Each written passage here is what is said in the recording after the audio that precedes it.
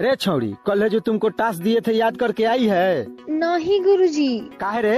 रात भर चारा पर लिखले बानी आई लव यू। आई दादा, ई कौन पढ़ाई स्टार्ट कर दिले रहते हैं?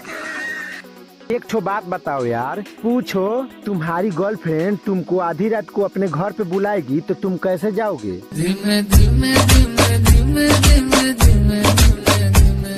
अरे चुप रे, तब तक कुछ 4-5 बच्चा के माई बन जाएगी और सब बचवा तुमको मामा बुलाएगा। ए पार्टनर, तनी एक ठो गाना गाओ तो। गोरी तोरी चुनरी लाल लाल रे, रोड पर चले लू कमाल चाल रे।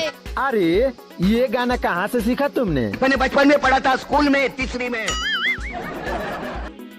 अरे नेहवा, शॉपिंग करावे ला कहले त करा देनी, ओकरा बाद फोन काहे नहीं किस उठावत रे? मैंने तुझे यूज किया, थोड़ा कंफ्यूज किया, बैलेंस ड्यूज किया।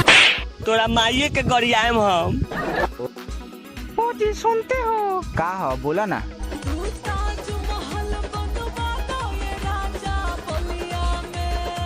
तो अकेले रहबे नु?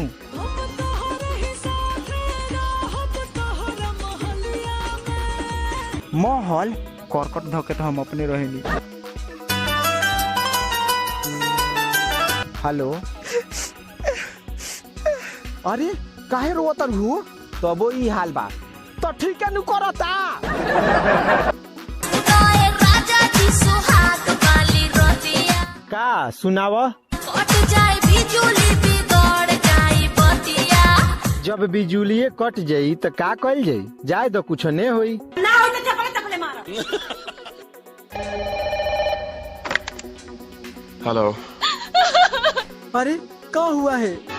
मैं मर जाऊंगी करण, मैं मर जाऊंगी। I will commit suicide। मर जाओगी?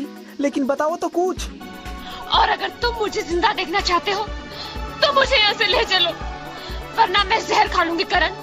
And I mean it, I mean it Karan. Mean it? तो इंग्लिश बोल, हमरा कुछ नहीं के बुझाता।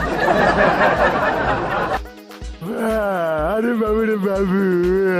सुना तारू हो, ई बाबूजी काहे रोए लगलन? तनी देखा तो। बाबूजी के बलिया चुमा लेत घरी कटले बानी।